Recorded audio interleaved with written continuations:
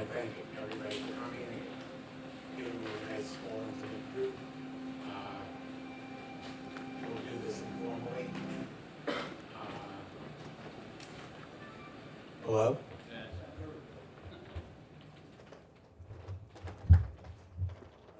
Okay. Better? Yeah. Okay. Small, intimate group. We'll do this informally. In the main, it will be a short discussion of Bobby Anspach's work. And then open to Q&A in terms of whatever questions there are that we might be able to answer about Bobby, his work, and his vision. Elizabeth Ferrer, who is the curator and, sorry? Yes. Will basically be leading the conversation between the two of us, and I don't think introductions are necessary other than that.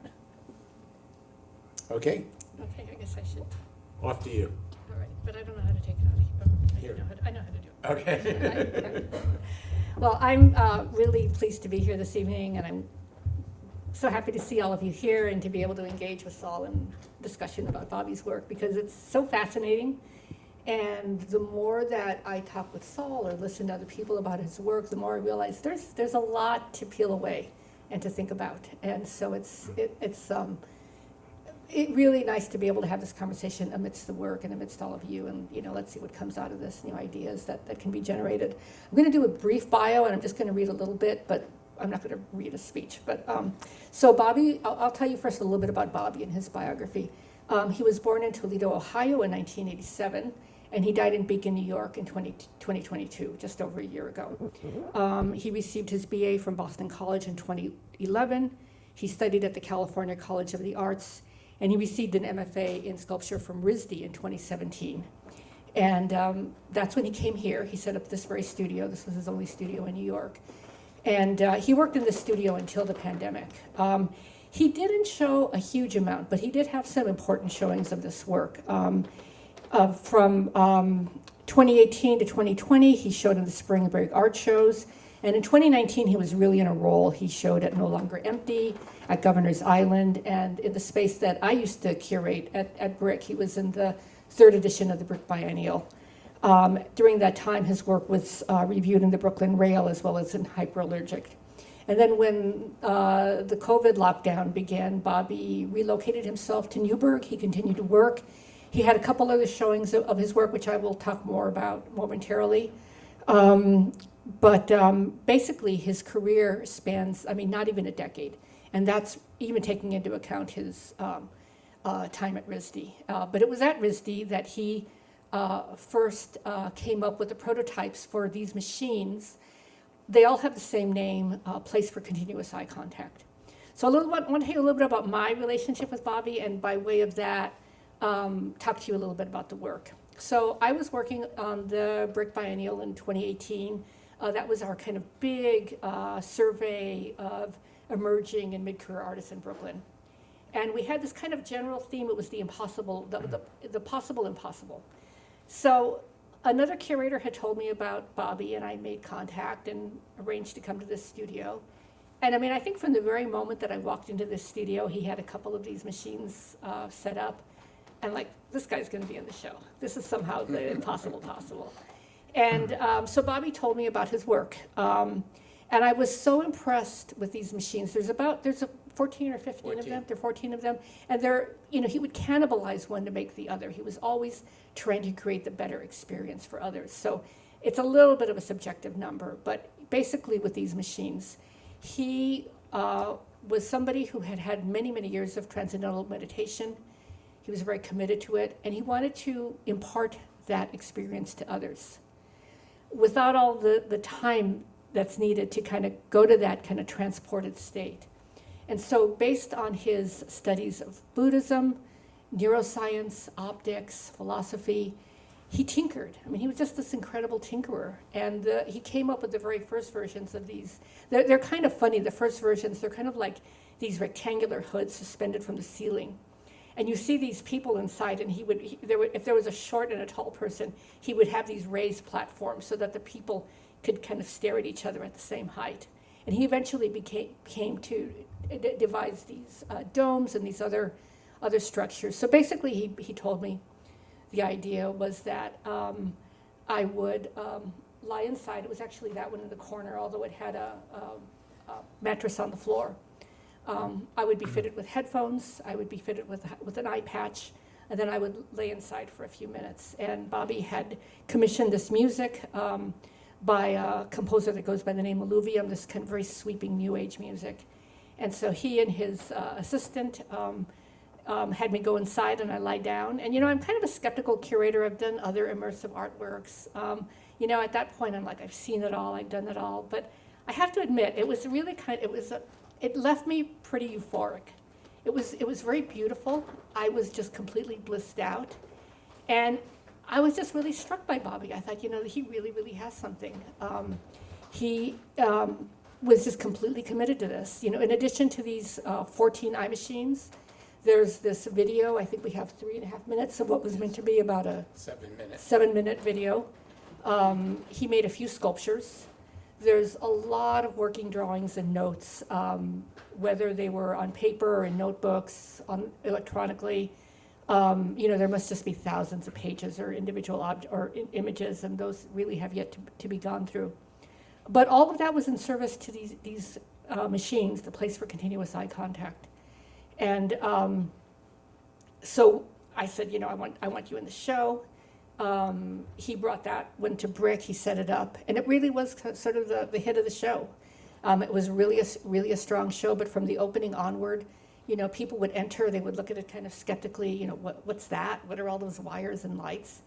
And people would come out with this kind of dopey smile on their face. One person left crying, and it really had an effect on people. And so I was just very moved to have had the opportunity to meet him and work with him. And then not long after, so we kept in touch a little bit, but a few months later, he contacted me and asked me if I would sponsor his work for another spring break art show, the 2020 edition. I said, yes, that'd be great. So we put together the application, it was accepted. And then he showed another version of this machine, this time on I guess something like this, on a raised gurney. I mean, spring break art show, as you know, attracts thousands of people. He knew that more people would come, and so he wanted to more easier facilitate people going in and outside of the dome. And it was really crowded. I spent a couple days there with him, just kind of sitting on the sidelines, and people just came and went. And he, Bobby was just thrilled to be able to share this work with so many people. That's what it was all about, to share this experience with others. There was already a lot of rumors about COVID. I remember we were elbow bumping, and Bobby brought this little thing of a hand sanitizer to the event. And within a week or so, the pandemic lockdown happened. He went to Newburgh, and I never saw him again. But let me leave it there, and I'd like Saul to talk a little bit about your role and what you're doing to preserve the work. Well,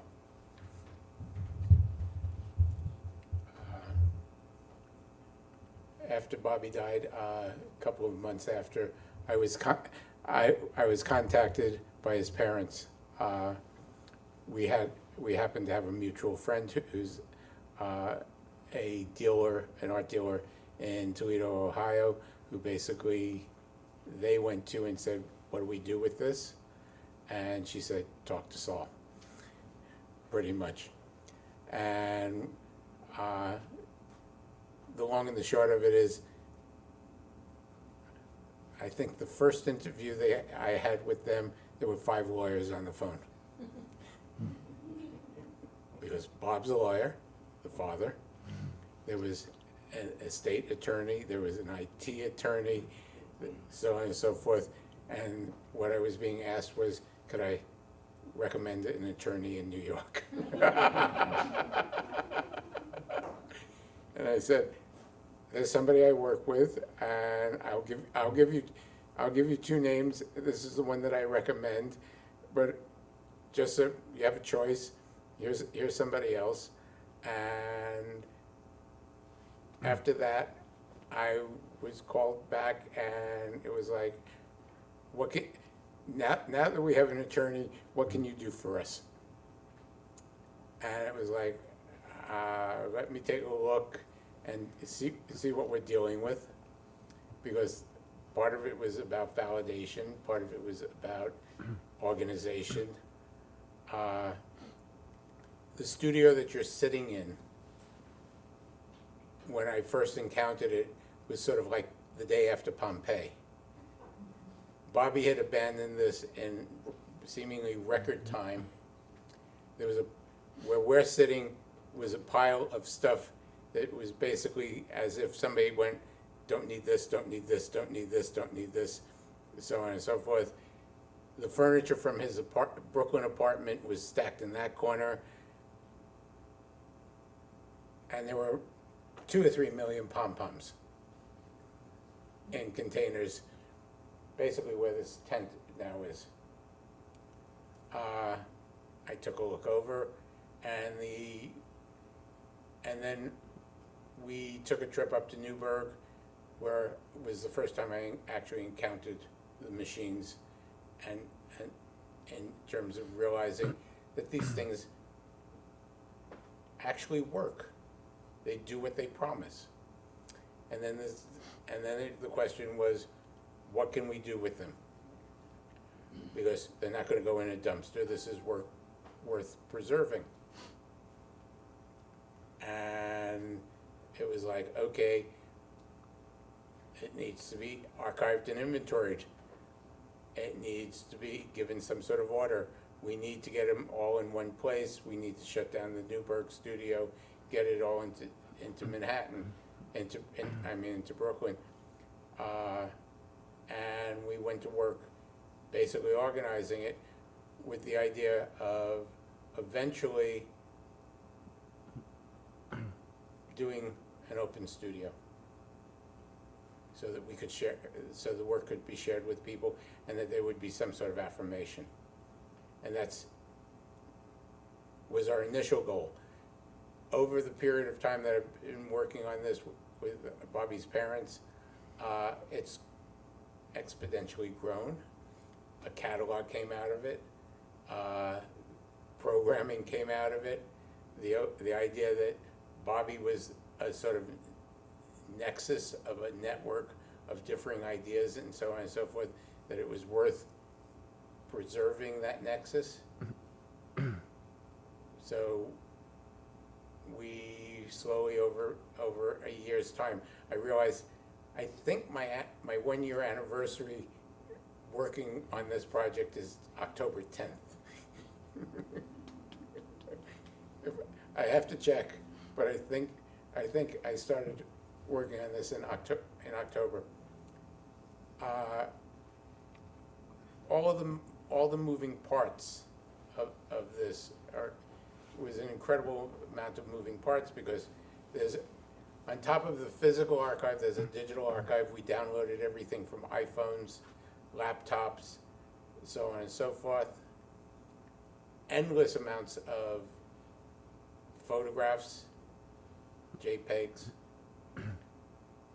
We're still locked out of a couple of, we're still locked out of the Instagram, though we found a way to access it, things like that. And basically, this culminated in the idea that we would celebrate his memory and celebrate the work. And that's what we've been doing for the last 2-3 weeks. So let me follow up with that and kind of go a little deeper into why we think it's so important to do so.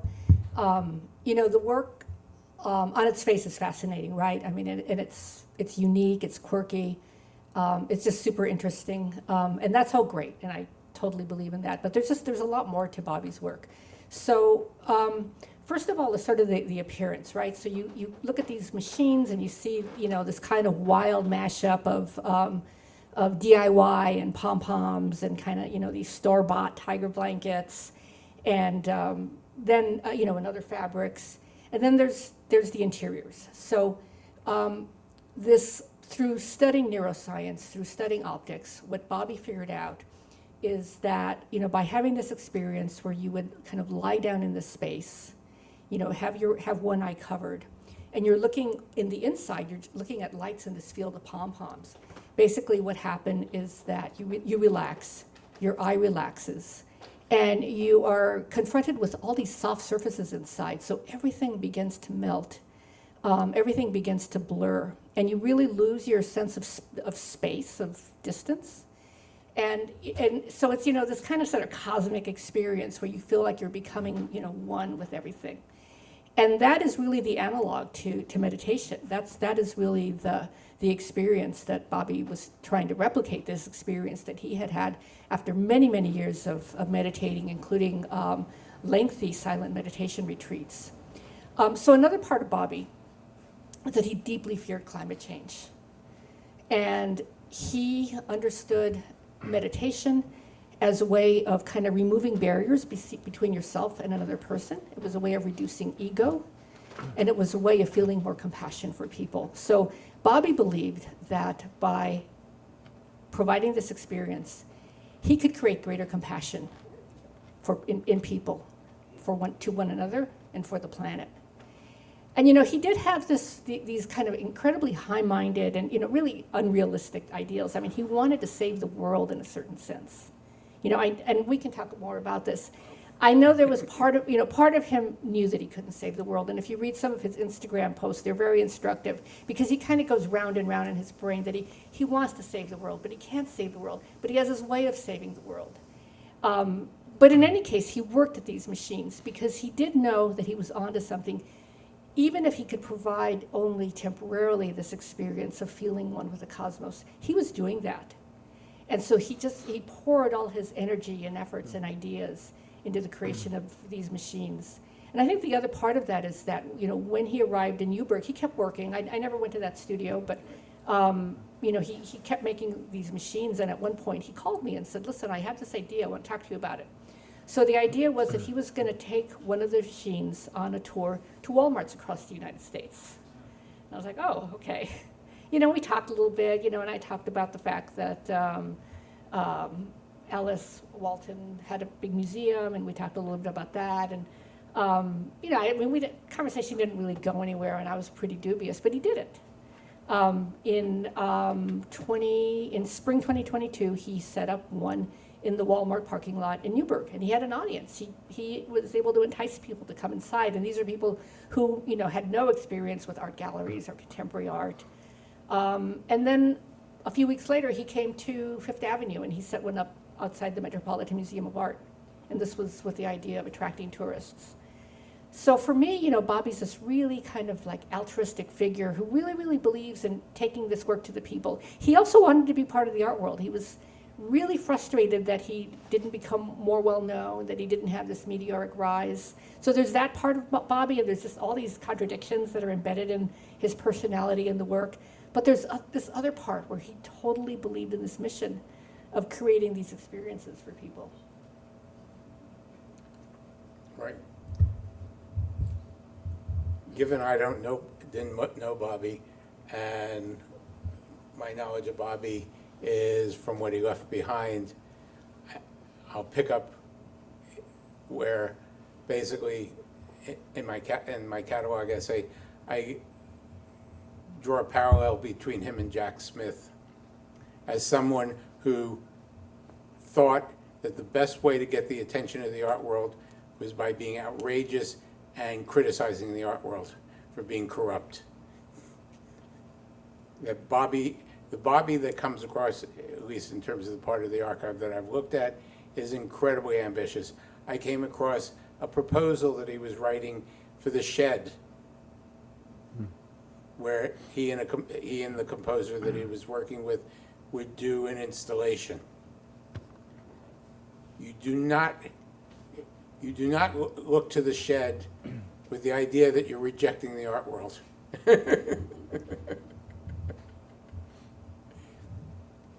The Shed, at least at that moment, promised to be the pinnacle of interactive and multimedia art. So the Bobby that comes across in terms of the archive is sort of like Loki, part trickster, part myth maker, part innovator. That he believed everything he said. We were all supposed to believe everything he said, but there was also the possibility we were all being conned.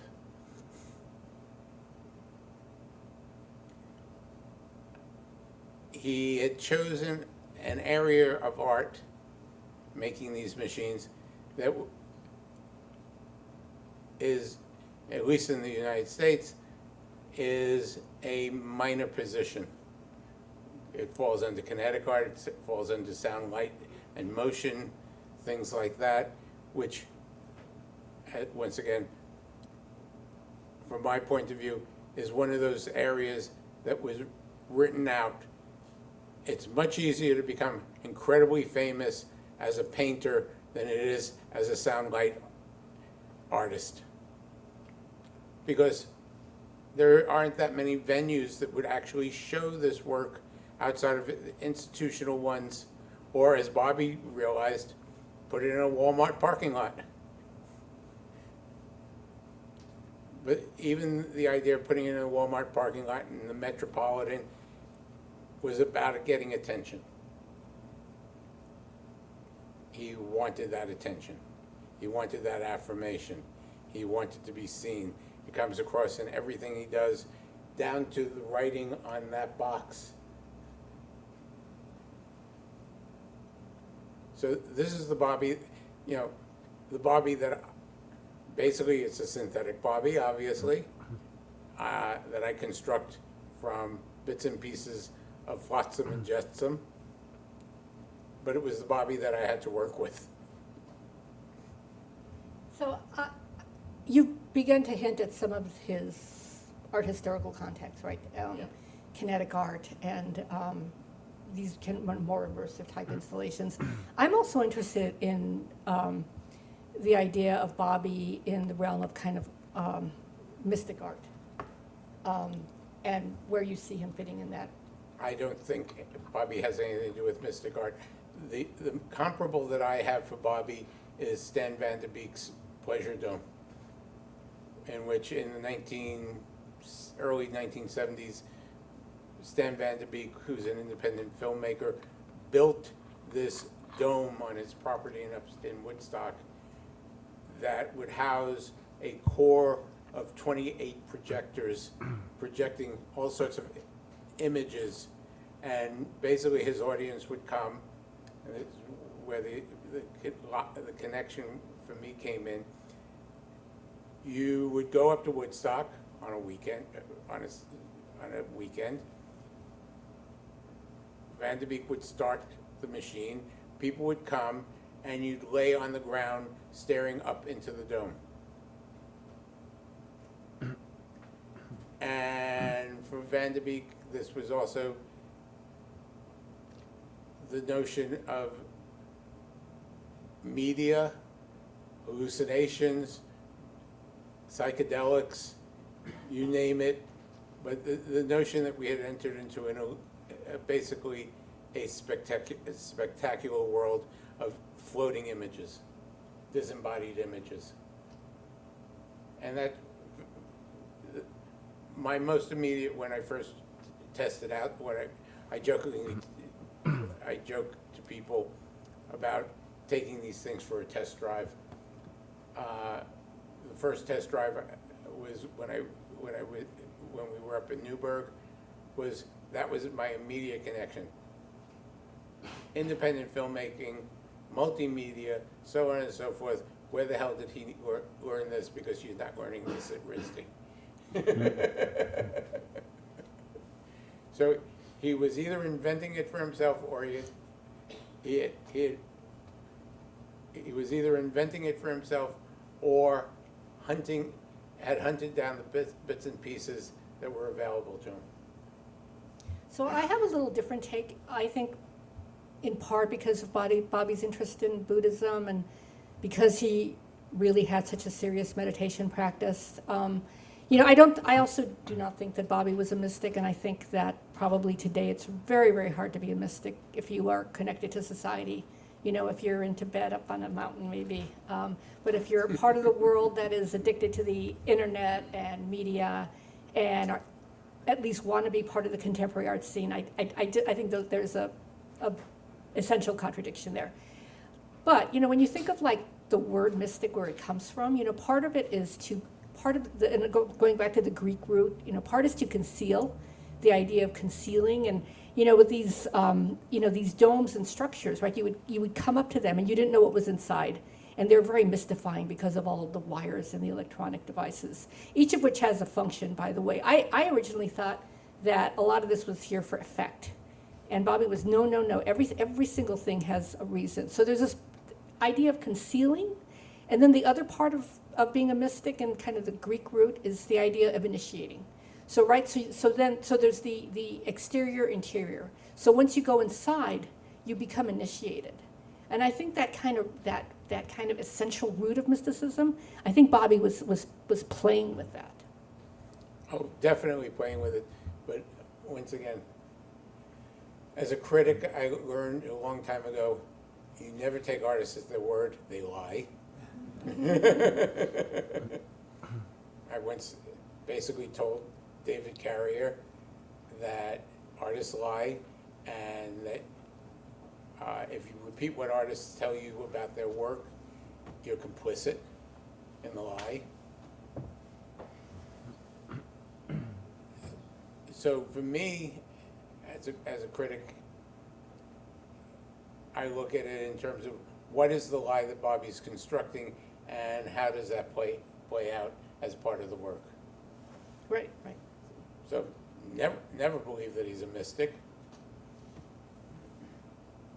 What I know of his meditation practices is I saw the Buddhist books that he has and so on and so forth. I know true Buddhists who, out of Colorado, out of Europa, things like that, whose Buddhist practices, he had seemingly a strong meditation practice, but that doesn't make you a Buddhist. Things like that allowed me to sort of go, okay, here's my experience of the work. Where does that fit into my experience of the work? It doesn't fit into my experience of the work. What fits into my experience of the work are other references. And those references that he conjured up, such as Van de Beek and stuff like that, were, for me, very strong reasons why the work was functioning in such a manner that it didn't fit into the normal context. It was slightly out of sync, and for me, immense interest.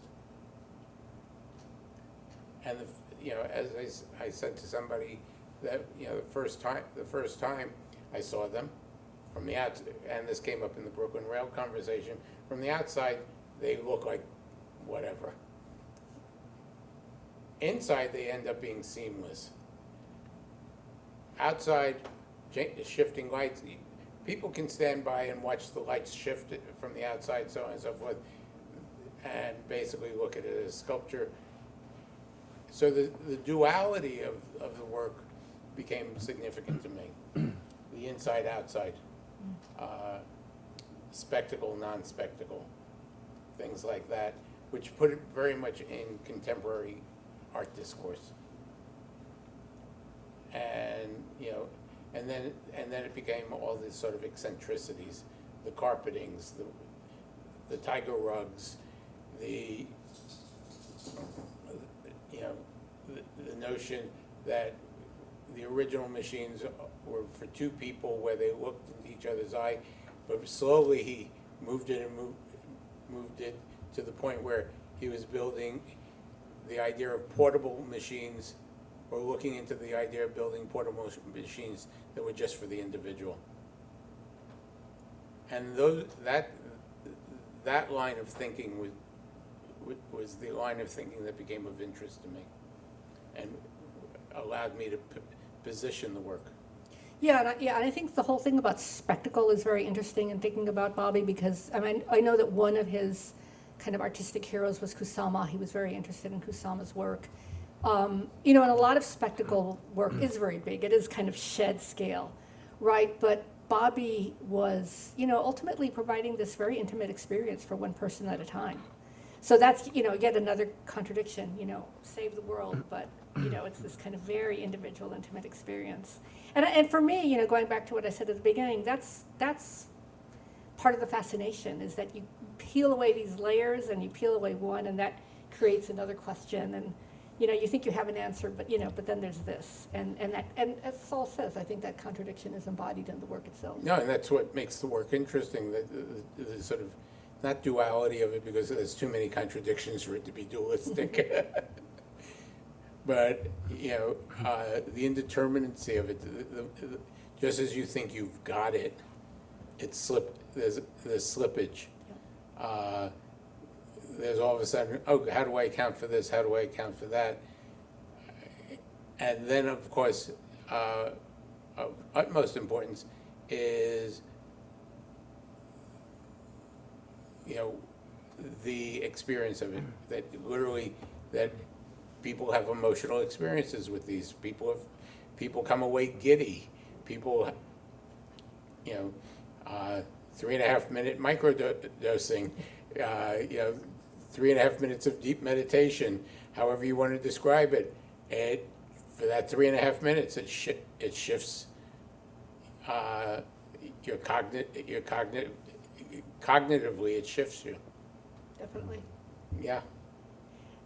Should we open it up now Oh, to yeah, comments, whatever questions questions? we can answer. My name's Noah. I'm a friend of Bobby's, and I knew him like 2019, 2020 especially. And I came here to connect with Bobby through his work. I feel like I'm doing that. And I also just kind of want to like pose this, like especially to folks who knew him, because I see like the like sort of art historic and critical context that you guys have touched on that really makes sense to me. What I guess I'm having a hard time understanding is like, what motivated Bobby to want to create these sort of pure, transcendent, almost like these sort of big things? We talk about his sort of ideals and values, but when I spend time with him, like he seemed very kind of dissociated from the world and kind of despondent in a way. And I don't want to like project who Bobby was, because this is just my own perspective. But just to say, like, how does that Bobby connect to this? But what you just said might be the answer to that, in that this was his way of connecting. Through this work actually sort of mediates the world for him. So, once again, as I'm not want to artist statements, but I do believe that there was an intentionality that somehow this allowed him to connect. Also, though, the word dissociative is interesting to me, because that was my experience in the two that I tried, is that you're looking at your own eye, that your eye, which represents you, has become an object amongst many objects, and it's totally dissociated from yourself. So it is a dissociative experience that you're having, that I had anyway. But also, to me, I kind of connect them to Willem Wright organ boxes, and that brings up the fact that I kind of see them as functioning. I mean, clearly he had art world aspirations, but they seem to function kind of with one foot in and a big leap out of the art world. And it seems like there probably is a real context or a network that they would make a lot of sense in, something like Burning Man, or like I could see the Basilica at Hudson, in Hudson, as a venue for something like this. And I think there are probably contexts that are more sympathetic than the Metropolitan Museum. Or Walmart. I was going to say, seemingly, the art given his education, given coming to graduate school, RISD, things like that, the art world was, he was seemingly attempting to use the art world as medium, because he didn't know where else this fit. Right. But he also, you know, he wanted people to see the art. I don't know if he wanted people to buy it, No, because he put these impossible prices on, for example, just the insurance value on the loan format brick. I think it was like $100,000 or $125,000. $124,000. But I do recall with these smaller hood-like works that were meant to be more transportable, if I'm recalling correctly, he told me that this was an idea that could be sold, that this could go into a private collection. These are the small box up there. The idea was that they could be mass produced and therefore sold in that manner. No, seemingly the one or two statements he has against in terms of the art world is that he doesn't want anybody to make money from his work. But there doesn't seem to be any objection to actually selling it. It's a question of who gets the money. But part of the reason that he went up to Newburgh, I mean, part of it was COVID, but also he was pretty fed up with the art world at that point, right? He was finding it very elitist and insular, and he didn't want to participate anymore. I don't know that there's you know, one person's version of that, but we haven't spoken to other people who knew Bobby. Mm-hmm. It seems that only recently began to realize that Bobby had a number of friends in the art world, including a dealer who he had a falling out with and things like that, who we haven't actually spoken with in terms of what. But the mythic story, and myth is always important in these situations. The mythic story is he's upset and fed up because though he got these incredible reviews for Spring Break and for Brick and so on and so forth, he wasn't discovered. But as I explained to somebody else recently, dealers aren't really that ready to exhibit work in which nothing's for sale, especially if it's a commercial gallery. The nature of this work is highly institutional. We, in order to present it here, had to train Madison 8, 9 guides. Over 10. 10 guides, so that there are people here who will engage each person as they enter into the machine, engage them again when the experience is over, so on and so forth, which is all incredibly institutional structure. For Bobby and Ethan, a lot of that institutional structure was bypassed because they were do it yourself. But if this were to go off to a museum, let's say if it were to be at the Whitney Museum, Bobby and Ethan wouldn't necessarily be there every day. They'd have to be trained people to handle it. I don't know how it was done at Brick. It was mostly Bobby and Ethan. Right. I think we trained the gallery sitter. And then you get trained the gallery sitter. Bobby had trained Carson, I forget Carson's last name, but an actor had trained, basically, seemingly had trained Carson to be a doppelganger, to deal with people and introduce them into the work as he would do it. And when we were planning to make this available to the public, we had Carson come from Chicago and train the guides, which, and because this, obviously, here we had made the transition to a sort of institutional model.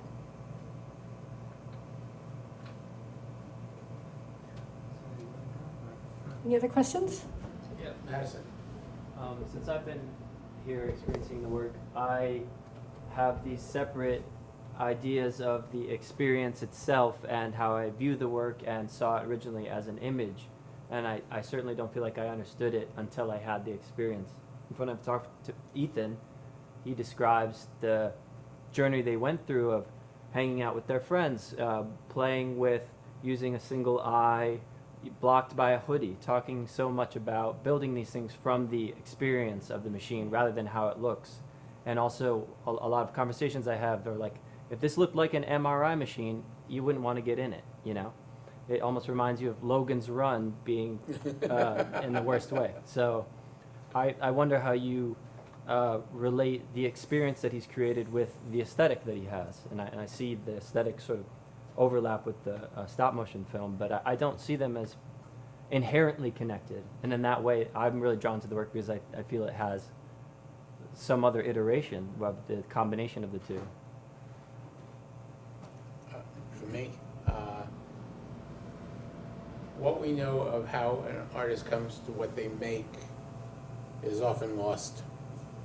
It's literally part of the process. It's not communicable. It doesn't travel with the work. The work is the product of all these experiences, these insights, this understanding, so on and so forth. And it's not my field because I'm a critic, but art historians try to preserve that, right? That's a significant part of art history is those narratives, tracking down all the bits and pieces, the clues that are left behind. Oh, they must have done this, they must have referred to this, they must have read that, so on and so forth. Me as a critic, I only deal with the experience of it. Well, that's almost to say, would it still be Bobby's work if you had the experience, but someone like Damien Hirst made it, where it's almost No, a scary, sterile. No, but it would still be Bobby's work. Let's say if it was decided that these machines could be reproduced and 20 machines were produced, it would still be Bobby's work. It wouldn't be Bobby's work if we redesigned the machine and the aesthetic of the machine were totally different, even if the effect was still the same.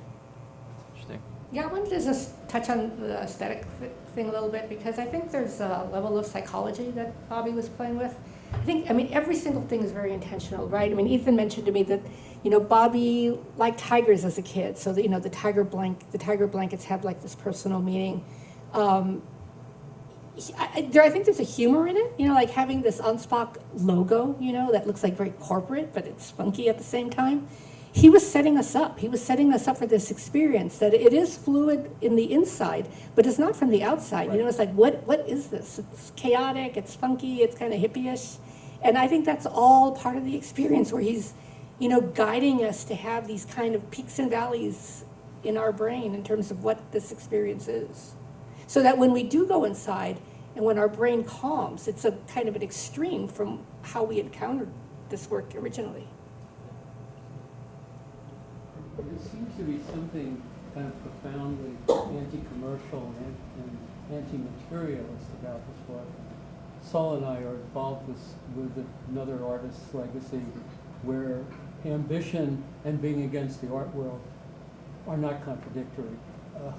Not at all. We won't go into that. But it makes me curious about his upbringing.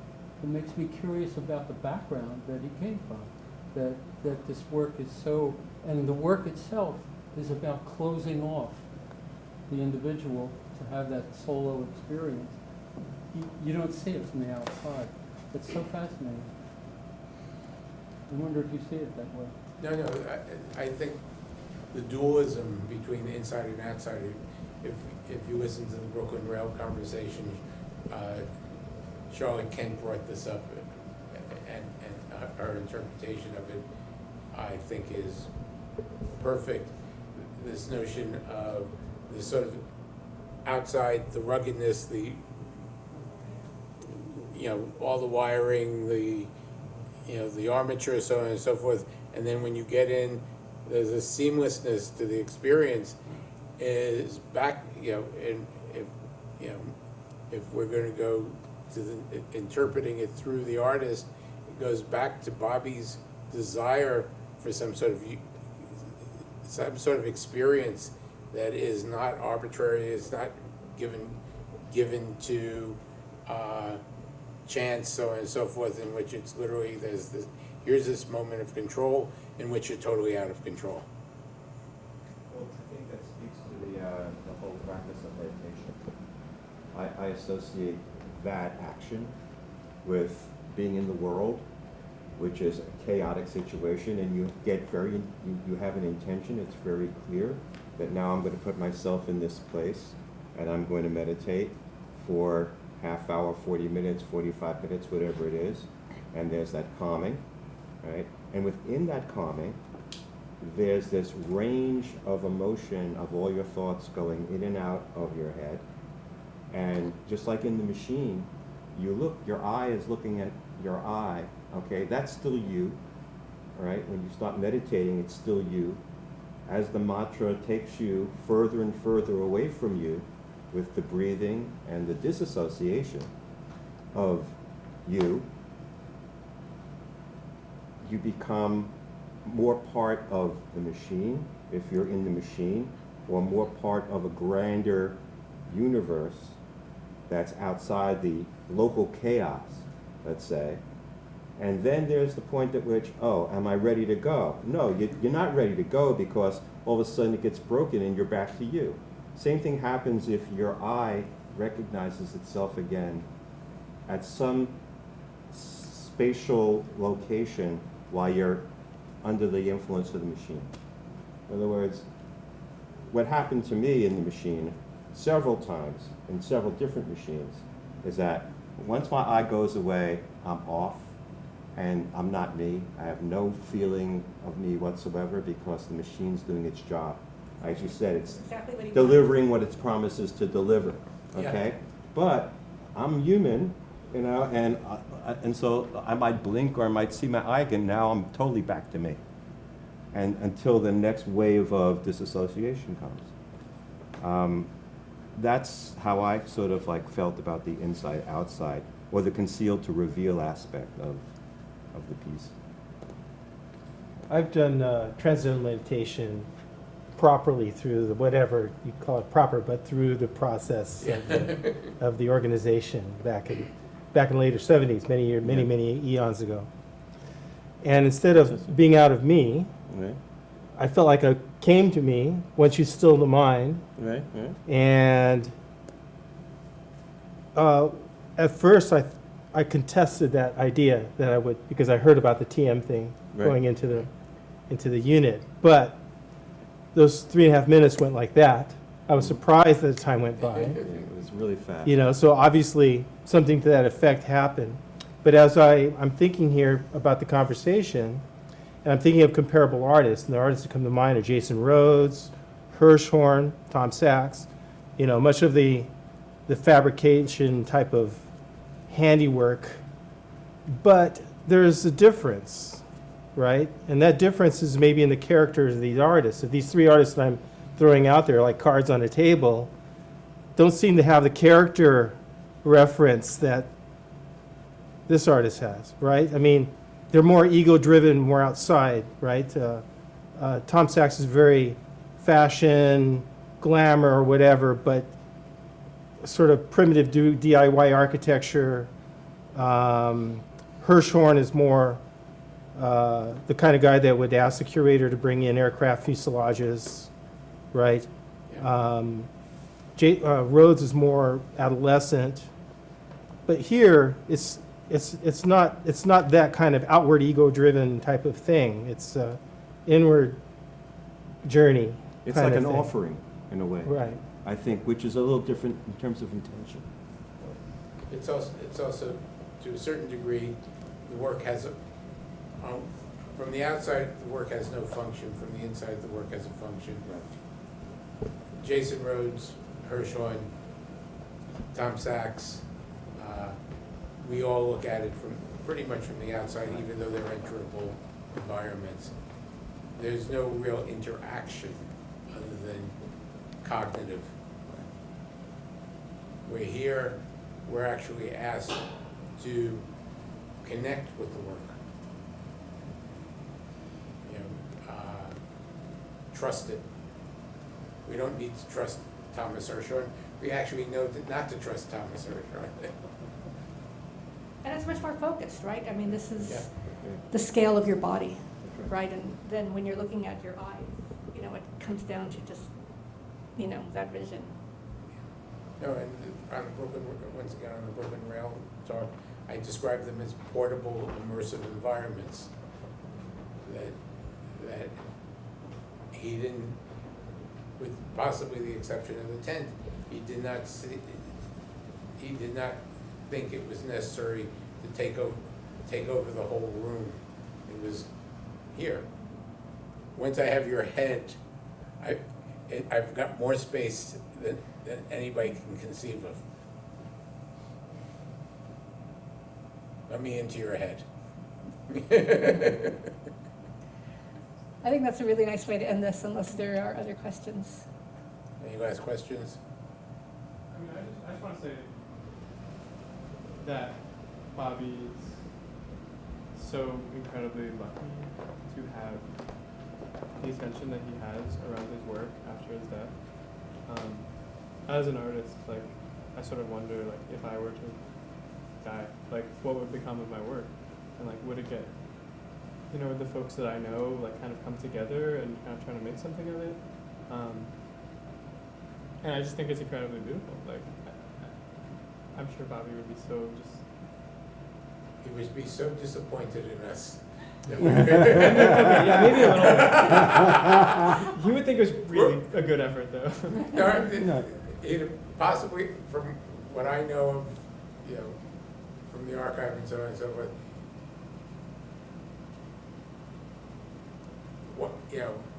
what we're doing is he would consider so transgressive because he wasn't doing it and he wasn't getting the attention. He'd like it if he was getting the attention. He's getting the attention. No, we're getting the attention. We were brought together to preserve the attention. He wanted to be well Seen. known. He wanted to be famous. And He like, wanted to that's- be seen. That's happening. Yeah, Yep. Mhm. yes, but he doesn't get to see it.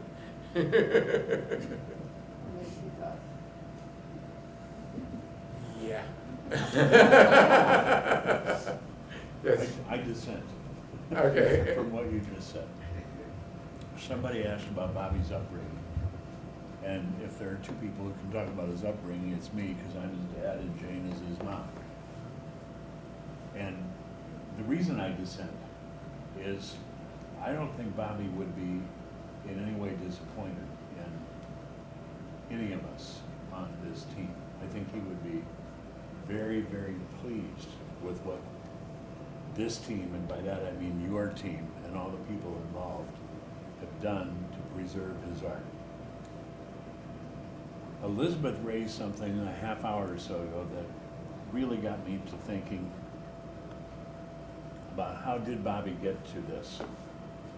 When she asked about whether Bobby was in some way a mystic, you disagreed, you went back and forth a little bit. My view, Jane may disagree. My view is that Bobby was very much a part of this world. He liked to go shopping for the right clothes. He liked things that he liked. And on the other hand, he didn't like the way that that was a part of him. I think Bobby was very much a part of this world, but I also think that Bobby, in some ways, wanted to become that mystic. And I believe that his meditation experiences contributed to that. When Bobby came out from one of his 3-month retreats, I think it was at Insight. He was really, really, really moved by that. I think it was a 3-month retreat. And he told me that he had gone to the edge of the abyss, and that he knew he needed to go into the abyss to experience what he really wanted to experience, whatever you want to call that. But he was afraid, and he backed off from the abyss. I think he always, this is just my thought, I know nothing about this. I think in a way he regretted that he had not gone into the abyss to learn whatever it was that he was going to learn, whether it's called nirvana or whatever he thought it was. Bobby was very much a part of this world, not just in his tastes, but also he was very much a part of this world in his relationships. He had, starting in high school, and then at RISD, and then after RISD, 3 very close relationships with 3 women who he really cared about. We had one long conversation that went until about 2 o'clock in the morning when he was involved in Bobby's the middle of 3 children. He's got an older brother and a younger brother. But this is when he was involved with someone at RISD. He really, really cared about these 3 people. But at that particular time, he asked me that question, how do you know when you're really in love? How do you answer that? I don't know how to answer that. But what he said was, this is why I think maybe there was some part of him that wanted to be a mystic, but never could. He told me that he could never, I love the fact that here in New York, nobody is married, everybody has a partner. And that's really, it's much easier. Well, I didn't mean that. Oops. But in those days, in the old days, Bobby was talking about, but I can never marry, I can never have children. And I haven't shared this with many people, but anyway, I've never forgotten it. He said, I could never marry, I could never have children because when the pink owl comes, I will have to follow. What he meant by that, and he explained it to me, is he would have to go to Burma and become a monk and meditate for the rest of his life. And that when that happened, and he had told that to Jane and me, there might come a time when he would have to do that.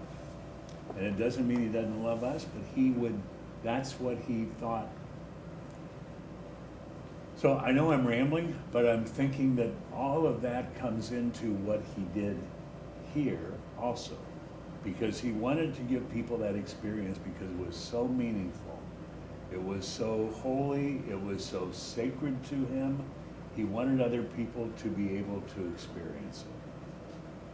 When Jane's dad died on March 18, 2014, Bobby had just come, 2013, had just come back from a long meditation retreat. And Jane's dad lived in Fort Lauderdale. We were down there. I picked up Bobby. We were standing outside. Jane's dad died later that day. And Bobby looked Jane right in the eye to eye. Continuous eye contact. And his words were, and I've never forgotten them because he's said them other times since, Mom, it is okay. It is all okay. I don't mean that I think it's all okay. I know it is all okay.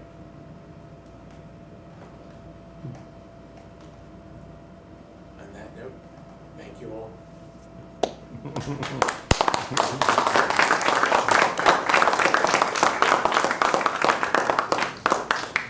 Last shot at the machines.